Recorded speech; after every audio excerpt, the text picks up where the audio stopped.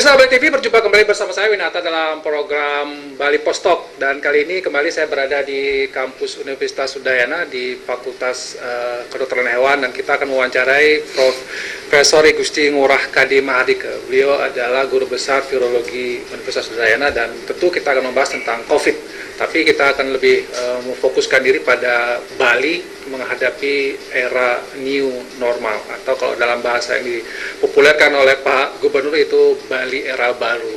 Ya, tentu ini istilah-istilah yang berbeda. Tapi kita langsung sapa dulu Prof. Mahardika. Om Swastiastu.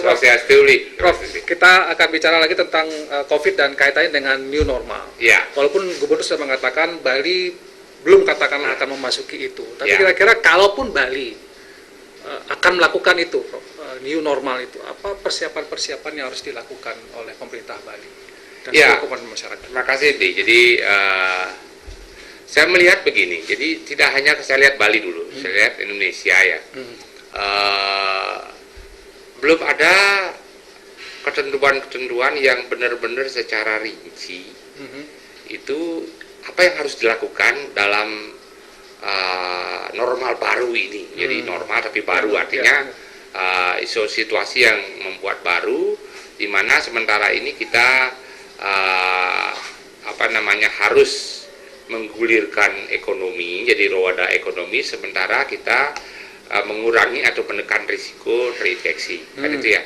Jadi bagi saya itu belum ada konsep nasional yang sangat holistik, karena saya selalu berpendapat bahwa harus kita pakai dulu ilmunya untuk mengatasi si virus ini. Nah, ini yang belum terlihat, dan ada banyak peluang yang bisa kita aplikasikan pemahaman tentang virologi ini, yang bisa kita bawa dalam konsep new normal ini ya.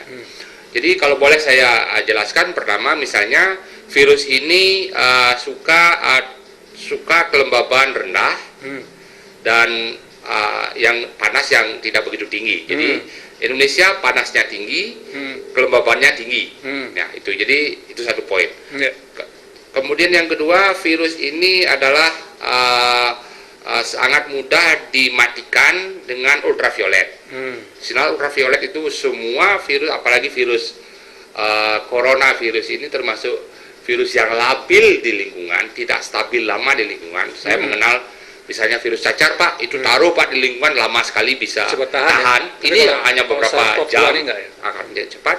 Kemudian dia juga akan mudah dimatikan dengan formalin, dengan desinfektan dan sebagainya. Dan di lab, kalau kami di lab itu membiasakan, sudah menjadi budaya kami, kalau lab itu sedang kosong, setiap minggu itu kita lakukan fumigasi, di mana di ruangan itu kita taruh formalin cair, sehingga dia akan menguap. Kemudian selama 24 jam tidak boleh ada akses orang, dan kemudian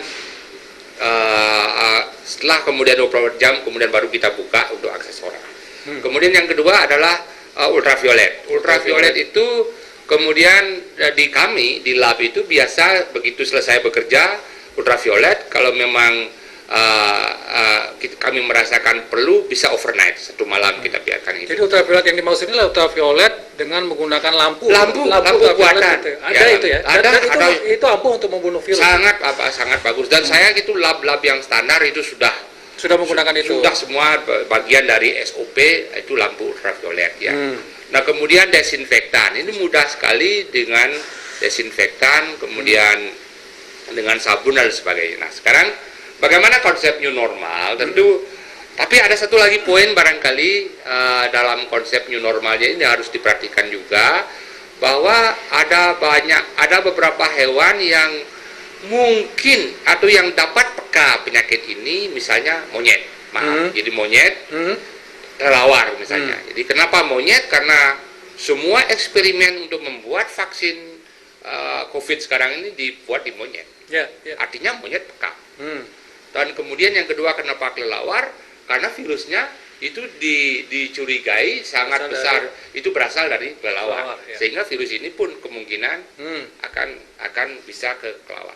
Nah, dengan pemahaman yang tentang virus ini, kemudian kita mestinya mendesain new normal itu di masing-masing unit-unit fasilitas publik itu mestinya disesuaikan, ya, di sekolah, di pusat perdagangan, kemudian di kantor-kantor, kemudian di pabrik, wisata bisa di objek tertutup, Ya. bisa objek terbuka, kemudian bisa juga objek-objek wisata yang menggunakan hewan sebagai Ada, objek. ya. Ya, itu yang mesti dilakukan. Jadi, Oke, ya. nah ini yang saya kira saya sarankan kepada pemerintah untuk mengaplikasikan pengetahuan-pengetahuan tentang virus yang simple ini, sederhana ini, dengan kemudian bagaimana perusahaan atau masing-masing pengelola suatu usaha atau fasilitas publik ini menyesuaikannya. Yang pertama misalnya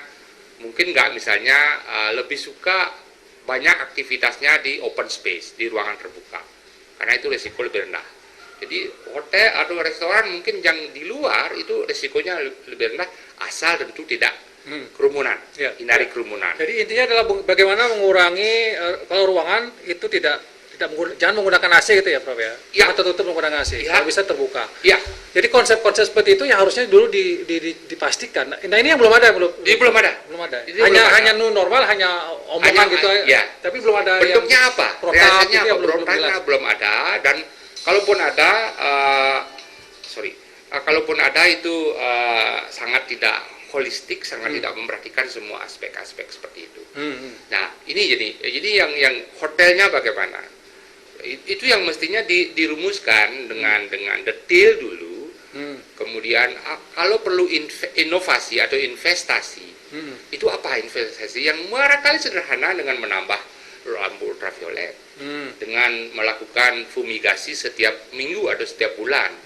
Kalau kamar hotel misalnya pada saat tidak terisi atau tidak terjual gitu, dibuka jendelanya terbuka, atau pertama ditutup dulu, dikasih fumigasi, setelah itu dibuka, dibiarin udara bisa bebas, aerasinya bagus, serta sinar matahari dengan baik Jadi masuk ke dalam kamar. istilahnya kalau misalnya belum ada ketentuan yang jelas bagaimana new normal ini dilaksanakan, harusnya memang belum bisa dilakukan gitu, Prof ya.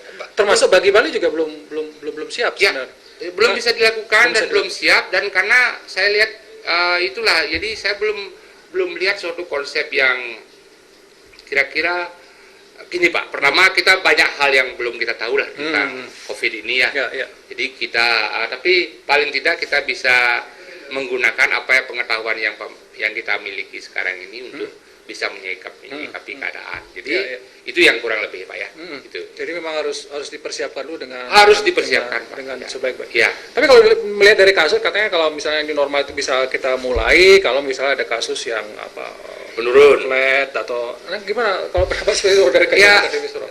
Gini, kalau untuk Bali, untuk Indonesia ya kita memulai lambat Pak. Jadi paling tidak 1 bulan telat itu. Kalau pengujian dilakukan itu mungkin penurunan kasus tidak akan pernah kita peroleh. Jadi istilahnya banyak ilmuwan mengatakan bahwa Indonesia ini belum mempunyai grafik pandemi, Ya, karena kita belum pada realistik yang sebenarnya itu ya.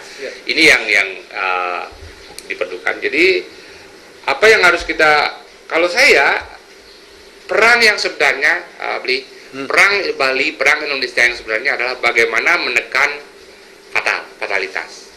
Bagaimana menekan fatalitas dan Artinya kematian itu. kematian. Ya, Ya, artinya bagaimana sekarang, nah, salah satu strateginya adalah bahwa jumlah rumah sakit dengan fasilitas ventilator yang memadai itu masih cukup di Bali dulu.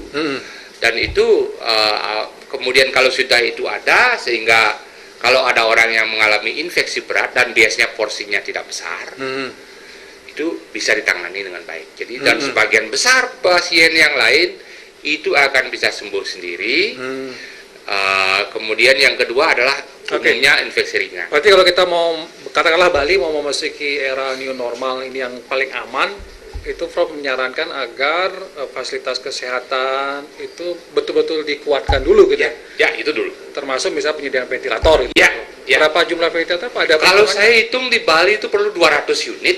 200 unit Ya, ventilator itu gitu ya. Ya, itu. Kalau itu sudah siap di masing-masing rumah sakit, yang ditunjuk gitu ya Prof ya? Kalau rumah sakit sekali lagi daerah pun harus memikirkan dari awal kita sudah bahasanya saya konsisten saja.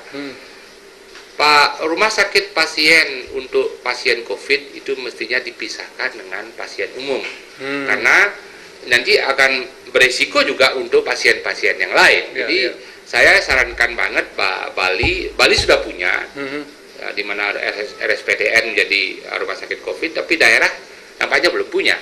Nah ini yang jadi saya sarankan itu hanya ada khusus memang rumah sakit itu untuk menjadi rujukan di mana pasien yang positif COVID yang membutuhkan perawatan harus ada di situ gitu Prof. Jangan dicampur adukan dengan. Betul. Dari awal saya selalu konsisten Pak. Itu yang harus dilaksanakan ya. Jadi fasilitas kesehatan harus siap betul. Nah, satu lagi Prof yang mungkin kalau dunia pendidikan gimana Prof? Sebaiknya sudah bisa dibuka atau seperti apa? Pertama dulu disiapkan dulu. Jadi tadi kita sudah siap sistem kesehatannya. Kemudian untuk pendidikan saya kira dengan memodifikasi tadi, bisa nggak ruangan kelasnya kemudian lebih banyak dibuka, kemudian akses matahari bagus, kemudian aerasinya bagus. Kemudian ya pertama yang bisa dilakukan adalah bergantian. Jadi mungkin satu kelas itu bagi dua, setengahnya itu libur tetap study from home, sedangkan setengahnya sekolah, gitu. Kemudian gantian. Jadi gantian 2 minggu berikutnya ini dibalik, dan kemudian mahasiswa atau siswa atau guru yang melaporkan diri gejala demam sebaiknya jangan diminta ke sekolah, tetap istirahat di rumah sampai sembuh seperti itu. Jadi harus dimodifikasi dan harus disiapkan dengan benar. Tanpa persiapan itu sebaiknya jangan dilakukan dulu deh. Buat lo persiapan yang benar. Prof, kalau misalnya di Bali, kita ngomong Bali Prof ya, apa yang dilakukan pemerintah Provinsi Bali, atau pertanyaan saya adalah apakah selama ini sudah melibatkan tidak orang-orang akademis untuk melakukan kajian untuk memasuki ini normal? Saya tidak tahu Pak, jadi saya tahu tapi juga. Kalau sarannya gimana, harus ada kajian juga ya? Ya harus ada, tapi saya tahu lah Pemda tentu mempunyai ahli yang mungkin lebih ahli dari saya gitu, dan pasti sudah punya lah. Jadi saya tidak mau mengatakan harus libatkan saya tidak. Jadi saya hanya concern saya adalah mari kita atasi COVID ini, antisipasi COVID ini dengan basis ilmiah yang bagus, kemudian gunakan semua sumber daya, kemudian kita bisa antisipasi dengan melakukan inovasi atau investasi sederhana. Kemudian memodifikasi semua aktivitas ekonomi publik ini yang resiko penularan COVID-nya dapat ditekan, sementara ekonomi mungkin bisa bergulir. Itu saja pesan saya barangkali Pak. Jadi baik, terima kasih Prof atas waktunya, dan mudah-mudahan ini bisa menjadi sebuah acuan juga bagi pemerintah pusat atau pemerintah daerah Bali misalnya, khususnya maksud saya untuk bagaimana mengambil kebijakan nanti untuk memasuki new normal. Dan itu perlu banyak hal yang harus dilakukan gitu Prof ya. Iya, baik. Terima kasih Prof. Tapi bisa Prof ya. Bisa. Oke. Terima kasih Prof, dan demikian pemirsa Bali TV di Bali Post Talk kita kali ini. Saya ucapkan terima kasih atas perhatiannya. Mudah-mudahan badai ini segera berlalu dan kita bisa kembali hidup normal seperti sedia kala, dan tetap gunakan kajian-kajian akademik ketika membuat sebuah kebijakan. Sampai jumpa di Bali Post Talk berikutnya. Om Swastiastu.